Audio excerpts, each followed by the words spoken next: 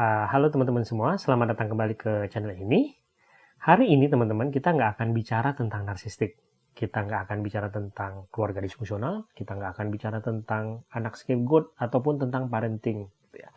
Tetapi hari ini saya hanya ingin berbagi sedikit teman-teman tentang berduka ketika kamu kehilangan orang yang kamu cintai. Gitu ya.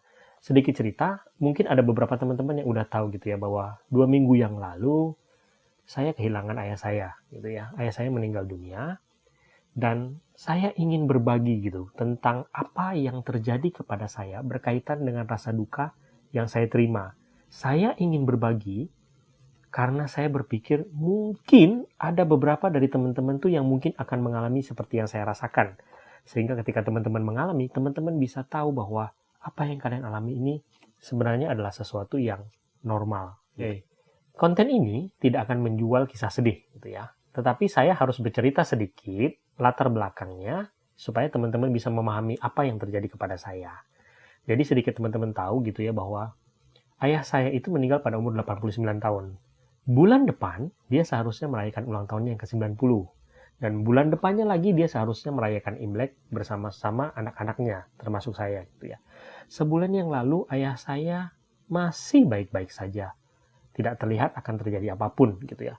Jadi dia masih bisa, misalnya masih bisa melakukan aktivitas sendiri, masih bisa berjalan sendiri dengan tongkat, masih bisa melayani dirinya sendiri. So, one day, suatu hari, ayah saya terjatuh gitu ya. Ayah saya terjatuh dan kemudian kita melihat ada tanda-tanda pendarahan di bagian dalam tubuhnya gitu ya. Nah, setelah beberapa hari kondisi dia tidak membaik dan kemudian terjadi penurunan HB gitu ya. Nah, kemudian ayah saya dibawa ke rumah sakit. Setelah menjalani beberapa transfusi darah, HB-nya membaik, dan kemudian kami memutuskan untuk membawa pulang ke rumah kami. Tetapi setelah itu, ayah saya tidak pernah kembali seperti biasa kembali. Kondisi vital tubuhnya semakin menurun dari hari ke hari. Penurunan fungsi tubuh terjadi, penurunan fungsi kesadaran terjadi, interaksi yang dilakukan terus menurun. Selama sebulan terakhir sebelum kematiannya, saya secara intens merawat ayah saya gitu ya. Dari memberikan nutrisi, memandikan, membersihkan tubuh dia, dan semuanya gitu. Dari hari ke hari, penurunan fungsi tubuh terus terjadi. Makannya semakin lama semakin menurun, dari mengunyah menjadi tidak bisa mengunyah, kesadarannya semakin lama semakin menurun, semakin tidak mengenali orang. Kondisi fisiknya juga semakin lama semakin meringkih gitu ya. Dan setelah selama sebulan, pada akhirnya suatu hari ayah saya itu udah benar-benar nggak bisa menjalankan fungsi tubuhnya kembali gitu ya. Makan udah nggak bisa, minum udah nggak bisa. Kami berusaha menyendokkan sebanyak mungkin cairan ke dalam tubuhnya juga nggak bisa diterima. Bernafasnya juga semakin sulit. Dia semakin nggak bisa berinteraksi. Dia juga nggak merasakan sakit kembali ke dalam tubuhnya. Dan nafasnya juga semakin susah gitu ya. Dan suatu malam gitu ya, ketika saya melihat tanda-tandanya udah semakin menurun, saya mendampingin ayah saya di depan dia. Dan jam 10 malam lebih, ayah saya kemudian menghembuskan nafasnya yang terakhir. Di depan saya, menatap wajah saya, ayah saya menghembuskan nafas dia yang terakhir. Gitu. Nah, setelah itu tentu kita melanjutkan dengan pemakaman. Gitu ya. Banyak orang yang mengatakan bahwa umur 89 sebuah angka yang bagus gitu ya. Ayah saya sudah hidup cukup lama, menurut orang-orang gitu ya, sebuah angka yang bagus, dan dia juga tidak terlalu lama sakit. Dan saya juga sudah merawat dia sebisa mungkin gitu ya. Sepertinya semua sudah baik-baik saja. Kami sudah merelakan dia untuk pergi, gitu, meninggalkan kami semua. Tetapi pertanyaannya adalah, berduka itu tidak sesederhana itu. Karena setelah itu, rasa duka itu tidak bisa hilang begitu saja. Oke, teman-teman, saya pernah bahas gitu ya. Ada 5 tahap berduka. Di sini saya pernah bahas. Ada juga ketika tahap berduka dengan narsistik gitu ya.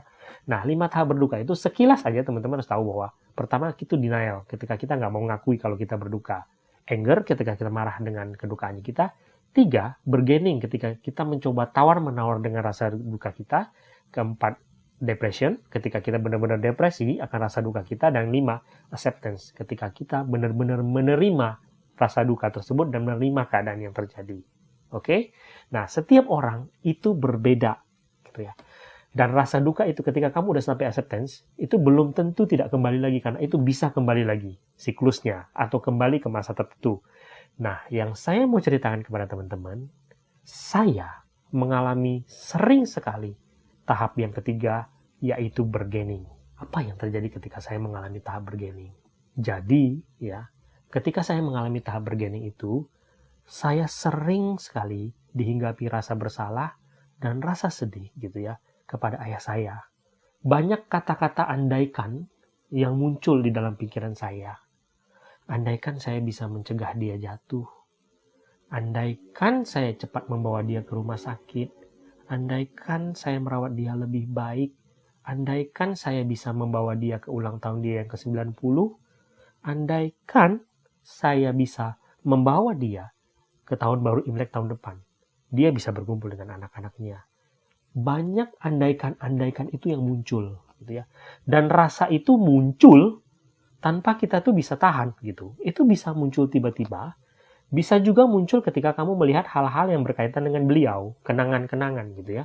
Misalnya ketika kamu melihat tempat tidurnya beliau, kamarnya beliau gitu. Atau ketika kemarin saya membereskan obat-obatnya beliau gitu. Bargaining itu muncul gitu. Ini mungkin terjadi karena bonding saya tuh sama ayah saya tuh mungkin juga termasuk kuat. Karena belasan tahun akhir hidup dia hidup dengan saya. Nah, ini yang saya mau bagikan sama teman-teman semua gitu. Karena saya percaya bahwa berkaitan dengan kematian orang yang kita cintai gitu ya. Banyak yang akan mengalami hal kayak gini.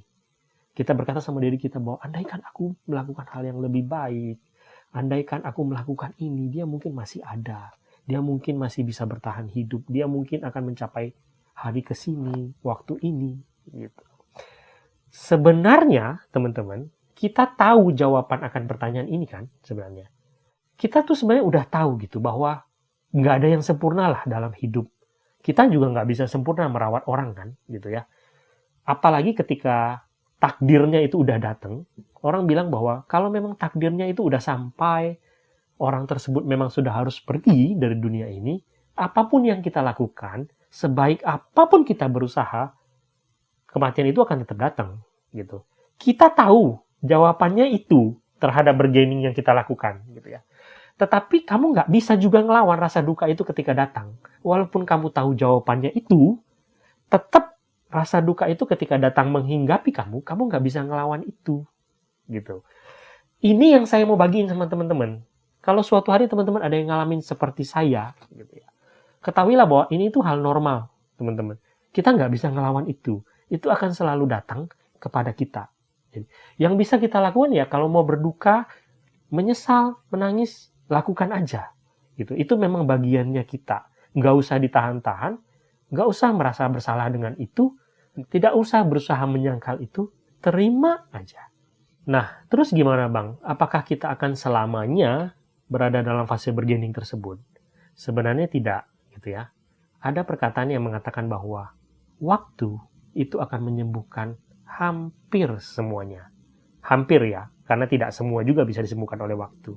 Tapi terkadang ketika kita berhadapan dengan kedukaan, yang kita butuhkan itu adalah waktu. Di mana waktu yang pada akhirnya akan mengantarkan kita semua melewati fase duka yang kita alami. Ini aja yang bisa saya bagikan hari ini. Semoga video ini berguna. Sampai jumpa di video berikutnya.